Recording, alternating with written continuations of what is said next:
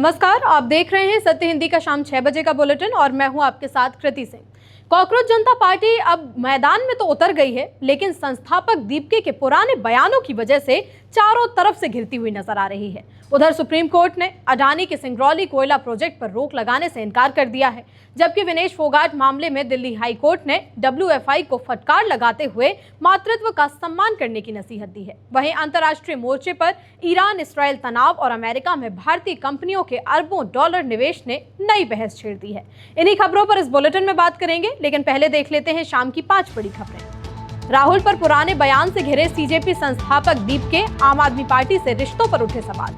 CJP ने की NEET paper leak मामले में शिक्षा मंत्री प्रधान के इस्तीफे की मांग। सुप्रीम कोर्ट ने सिंगरौली अडानी कोयला प्रोजेक्ट रोकने से किया इनकार। विनेश फोगाट मामले में हाई कोर्ट ने WFI को लगाई कड़ी फटकार। ईरान के इसराइल पर सरप्राइज हमले की आशंका से पश्चिम एशिया में तनाव फिर से बढ़ा। सोशल मीडिया पर कॉकरोच जनता पार्टी CJP के वायरल आंदोलन के बीच इसके फाउंडर अभिजीत दीपके के आम आदमी पार्टी कनेक्शन और राहुल गांधी पर दिए गए पुराने विवादित बयान को लेकर इंटरनेट पर नया सियासी घमासान शुरू हो गया है। इंटरनेट पर अब अभिजीत दीपके के पुराने बयान और तस्वीरों को खंगाला जा रहा है। इस बीच राहुल गांधी को लेकर दिया गया उनका साल 2025 का एक पुराना बयान वायरल हो गया है। उस समय अभिजीत ने एक्स पर लिखा था कि राहुल गांधी को किसी दुश्मन की जरूरत नहीं है, वो खुद ही खुद के दुश्मन हैं। दीपके की इस पोस्ट को सोशल मीडिया पर उसकी बहुत आलोचना हो रही है। अब दीपके की इस पुरानी पोस्ट को लेकर लोग सोशल मीडिया पर उनकी जमकर क्लास लगा रहे हैं। इसी कड़ी में पत्रकार आवेश तिवारी ने भी अभिजीत दीपके पर तीखा तंज कसा है। उन्होंने लिखा कि तुम जिस स्कूल में पढ़ते हो, राहुल गांधी वहां के प्रिंसिपल को पढ़ा चुके हैं। फोटो अपलोड करते हुए कहा है, देखो तुम्हें प्रधानाचार्य जी बोस्टन में राहुल के पीछे पीछे जा रहे हैं। दरअसल बोस्टन का जिक्र इसलिए किया जा रहा है क्योंकि सोशल मीडिया पर दीपके की आम आदमी पार्टी के नेताओं के साथ की पुरानी तस्वीरें भी शेयर की जा रही हैं, जो दीपके ने ही अपनी पढ़ाई पूरी होने के बाद बोस्टन छोड़ते वक्त मनीष सिसोदिया का धन्यवाद करते हुए शेयर की है। कॉकरोच जनता पार्टी ने अपना पहला अभियान शुरू कर दिया है। ये अभियान है नीट पेपर लीक मामले में केंद्रीय शिक्षा मंत्री धर्मेंद्र प्रधान का इस्तीफा। CJP संस्थापक अभिजीत दीपके का कहना है कि ये पूरा मामला सिस्टम फेल्योर का है, जिसकी वजह से देश के 22 लाख से ज्यादा नीट अभ्यर्थियों का भविष्य प्रभावित हुआ है। दीपके का आरोप है कि पेपर लीक और उसके बाद बने हालातों ने छात्रों और अभिभावकों को गहरे मानसिक तनाव में डाल दिया है।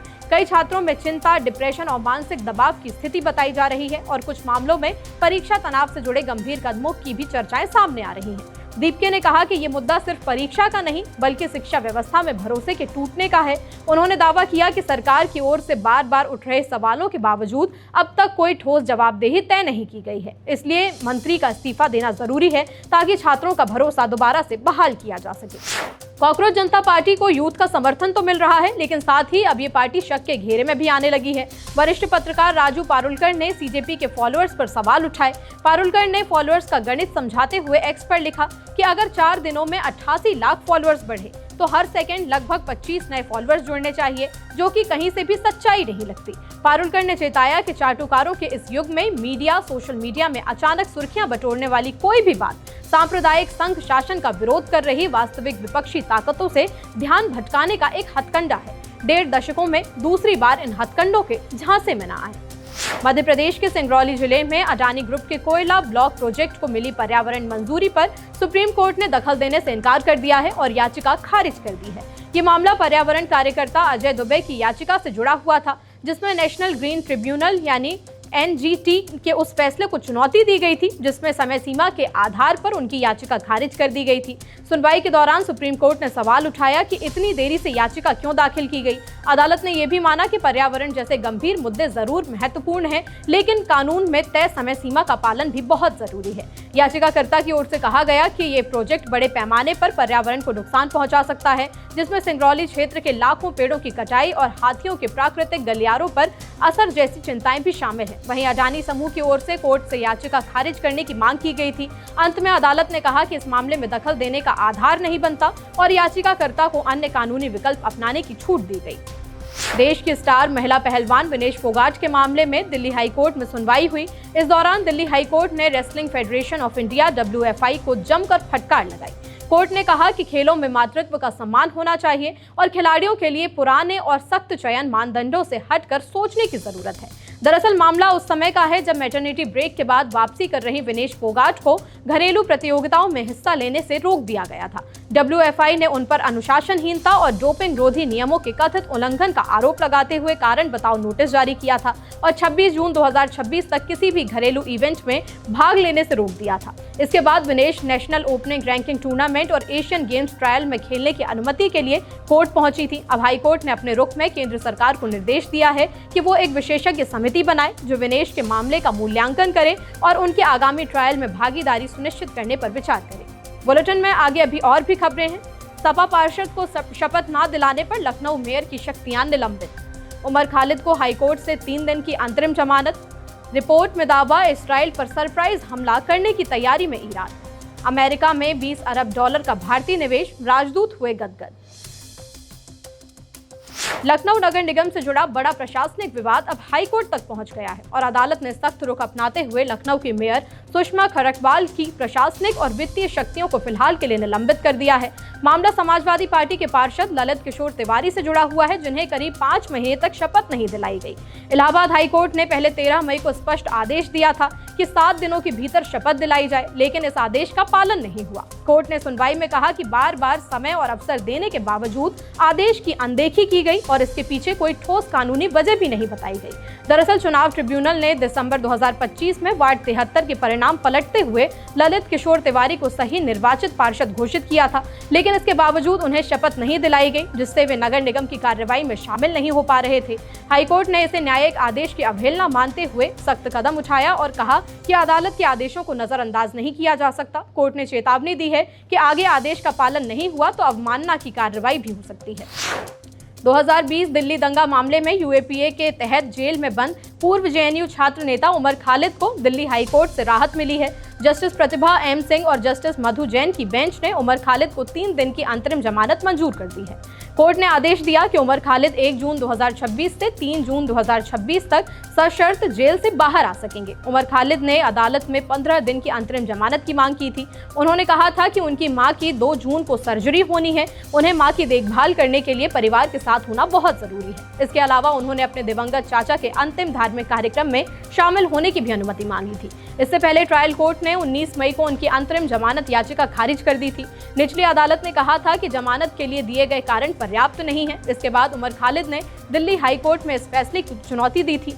सुनवाई के दौरान वरिष्ठ अधिवक्ता त्रिदीप पाइस ने उमर खालिद की ओर से दलील दी कि उन्हें पहले भी बहन की शादी में समेत कई पारिवारिक कारणों में अंतरिम जमानत दे दी जा चुकी है और उन्होंने हर बार समय पर सरेंडर किया है। वहीं दिल्ली पुलिस की ओर से जमानत का विरोध करते हुए कहा गया कि उमर खालिद की मां की सर्जरी छोटी सी प्रक्रिया है और उनकी देखभाल परिवार के दूसरे सदस्य भी कर सकते हैं।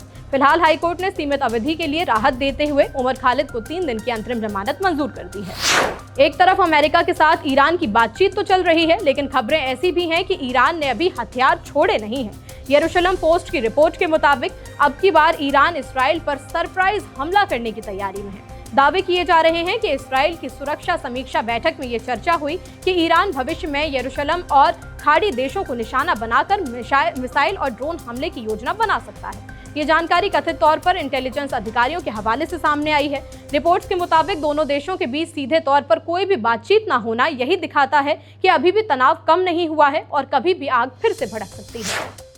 भारतीय कंपनियों ने अमेरिका में $20 अरब से ज्यादा का भारी भरकम निवेश का वादा किया है। इस बड़े कदम की जानकारी भारत में अमेरिकी राजदूत सर्जियो गौर ने दी है। उन्होंने इसे दोनों देशों के आर्थिक रिश्तों के लिए एक मील का पत्थर बताया। राजदूत के मुताबिक इस निवेश से अमेरिका में कई राज्यों में तरक्की होगी, वहां मैन्युफैक्चरिंग को बढ़ावा मिलेगा और हजारों नए रोजगार के मौका पैदा होंगे।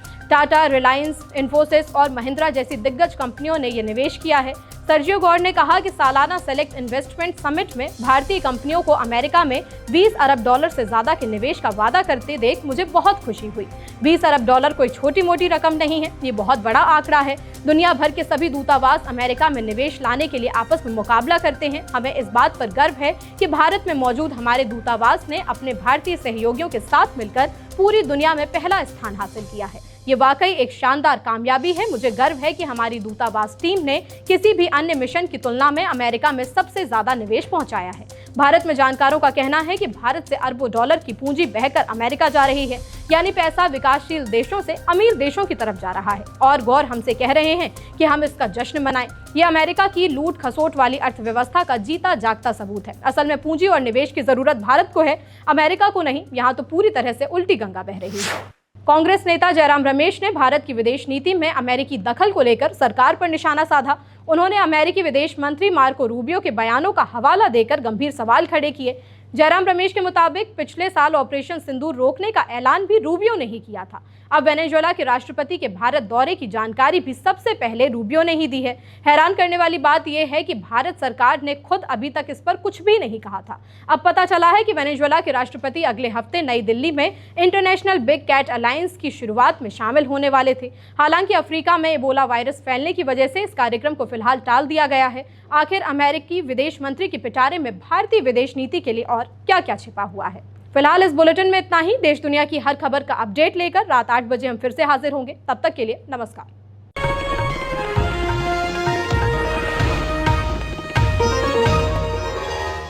Copyright disclaimer under Section 107 of the Copyright Act 1976. Allowance is made for fair use for purposes such as criticism, comment, news reporting, scholarship, and research.